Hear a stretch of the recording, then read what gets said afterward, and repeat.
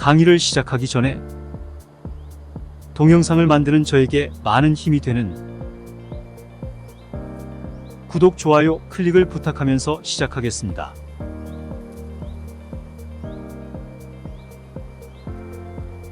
지난 4부 3강에서 혼자서도 빛나는 병화 라는 주제로 공부하였는데, 수강해 보면 이해하기의 난이도는 어려운 편에 속하므로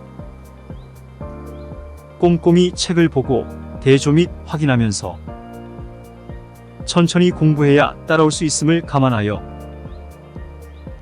세부 공부 내용인 병화와 록 및 양인도 다시 배우게 되므로 집중력을 발휘하여 예습 및 복습도 열심히 하셔야 합니다.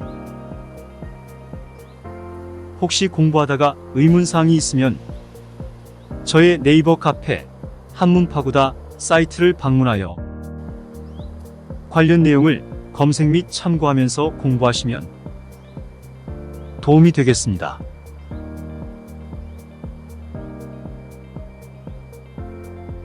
오늘은 4부 4강에서 인정 많고 사교적인 정화 편을 계속 공부하겠습니다.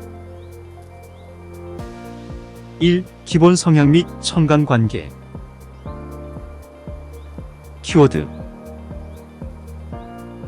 음화, 촛불, 사교적, 폭은, 희생정신, 정임합, 정계충. 특성: 정화는 음기운을 가진 음의 불로 태양 이외에 인간이 사용하는 모든 불입니다. 촛불, 반딧불, 전기, 등불, 난로 등으로 따뜻하고 포근하고 아늑함을 줍니다. 하지만 병화처럼 직접적으로 열과 빛을 발산하지는 않으므로 주변 상황에 영향을 많이 받습니다. 정화는 병화와는 달리 목의 도움을 필요로 합니다. 목의 도움 없이 타오를 수 없기 때문입니다. 성격: 사교적이며 침착하고 말을 잘하고 활발합니다. 자신을 잘 드러내지 않으면서 사람들에게 따스함을 전합니다. 정화는 인정도 많고 희생 봉사 정신이 있어 사람들과 잘 어울리지만 소수의 사람을 깊게 사귀는 편입니다. 반면에 병화는 많은 사람과 교류하죠. 예의와 질서, 격식을 중요하게 여깁니다. 정화는 자신을 낮추고 상대방을 돋보이게 하므로 리더를 보좌하는 참모 역할을 더 잘합니다. 음화여서 현실적이지만 화의 성질을 가지고 있어서 긍정적이고 진취적입니다. 잘생겼거나 예쁘며 얼굴이 작고 골격이 아담합니다. 단점: 충형을 당하거나 환경이 불안정하면 이중성과 양면성을 가지므로 감정 기복이 심하고 변덕을 부립니다. 정화는 음일까 양일까?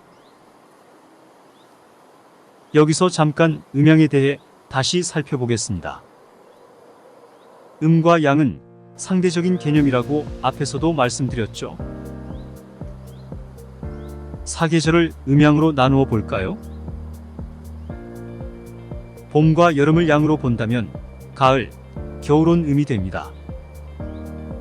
봄과 여름은 활발하고 가을, 겨울은 차분하죠. 병화와 정화를 볼게요.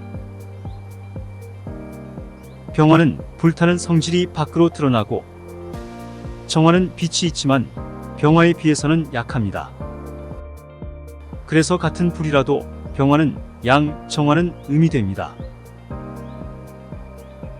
이제 십간으로 보면 갑, 을, 병, 정, 무까지는 양이 되고 기, 경, 신, 임, 개는 음이 됩니다. 앞선 것이 양, 뒤에 오는 것이 음입니다. 낮은 양, 밤은 음입니다. 남자는 양, 여자는 음입니다. 하지만 때에 따라서는 남자 역할을 하는 여자도 있고 여자 역할을 하는 남자도 있습니다. 역할로 보면 여자가 양, 남자가 음이 됩니다. 그래서 음양이 고정되어 있다고 보는 것은 아닙니다.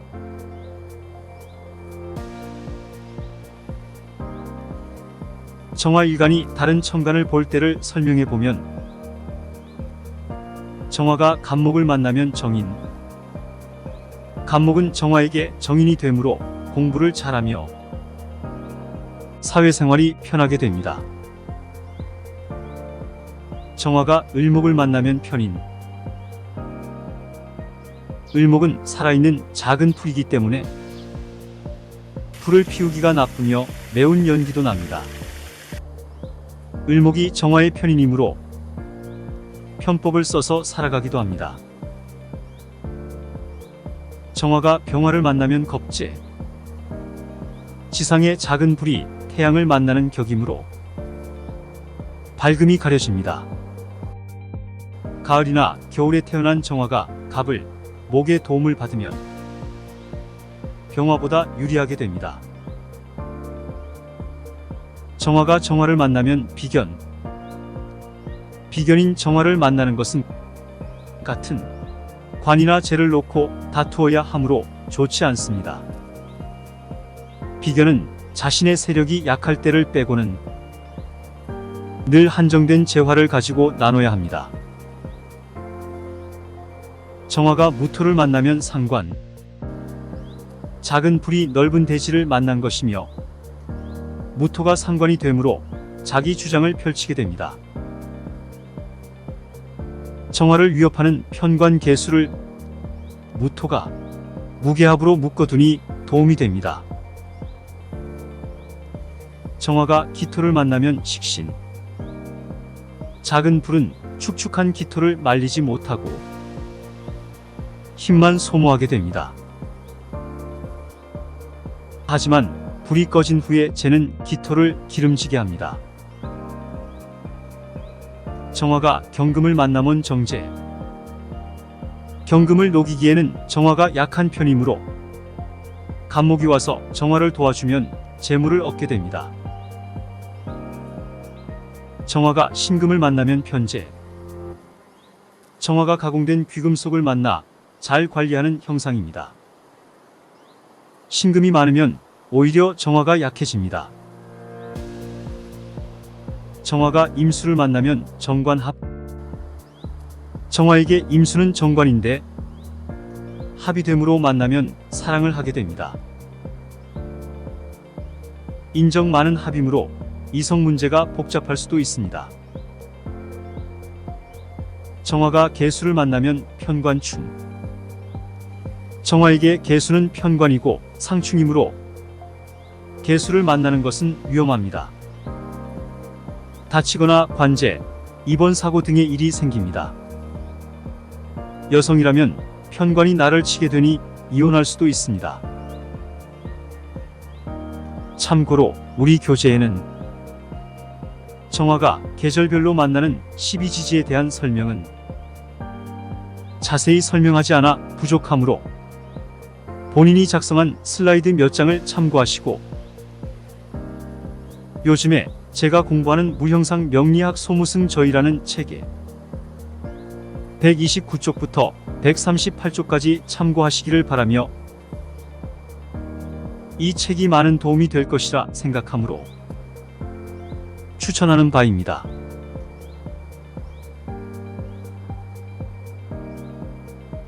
이 십신 응용 예제. 다음과 같은 사주가 있다고 가정해 봅시다. 미리 십신을 적어 놓았는데요. 이 십신을 보기 이전에 목화토금수만 가지고 보세요. 이 명식은 금과 수 오행은 하나도 없고 목이 3개, 화가 3개, 토가 2개로만 구성되어 있습니다. 재성과 관성이 하나도 없는데 그렇다면 재물도 없고 직장도 없는 것일까요? 정인이 3개나 되는데 특히 월지에 인목이 있어서 일간을 생해주고 있습니다. 정화는 힘이 많아진 상태에서 병화라는 겁재를 보고 있어요. 보통 겁재는 좋지 않은 역할을 합니다. 함께 동업을 하게 되면 재물을 나누어야 하기 때문입니다. 그런데 이 명식은 지지에서 오화와 미토가 합을 하고 있습니다. 정화 입장에서 병화는 겁재이므로 재물을 나누어야 하는데 지지에서 합을 하니 협동이 되는 것이고 일의 결과물도 공유하게 되는 것입니다. 원래 정화는 인목을 통해 공부한 것을 가지고 미토로 일을 합니다. 하지만 미토는 월지로부터 목국토로 극을 받게 됩니다. 다만 음양이 다르므로 심한 극은 아닙니다. 육부에서 다뤄질 12지끼리의 관계를 보면 인과 미는 귀문관살이 된다고 하였습니다. 귀문은 귀신을 보는 문으로 영감이 뛰어납니다. 나쁜 측면은 예민, 집착, 정신이상 등이 될 수 있으며 좋은 측면으로는 집중력과 영감 등을 바탕으로 문화예술계에서 재능을 발휘합니다. 일지와 월지, 일지와 년지에 귀문관살이 2번 형성되니 실제로도 예민하고 영감이 뛰어납니다. 문화예술을 전공하고 있고요. 그리고 봄날의 화생토는 개화를 나타냅니다. 봄과 가을의 화생토는 결실 금까지 이어져서 결실을 맺습니다. 봄에는 꽃이 피는 것이 주요일이 되므로 이 사주는 금이 없는 것이 낫습니다. 금이 있으면 오히려 좋지 않은데 강한 목기운에 의해 금이 약해지고 병화겁재가 결실 금을 가져가기 때문입니다. 병호정미는 나부모행으로 천하수가 됩니다. 봄날에 충분하지는 않지만 비가 내립니다. 하지만 비의 양이 적기 때문에 건조해져서 성장하는 동안 아토피 피부염을 앓을 수 있습니다.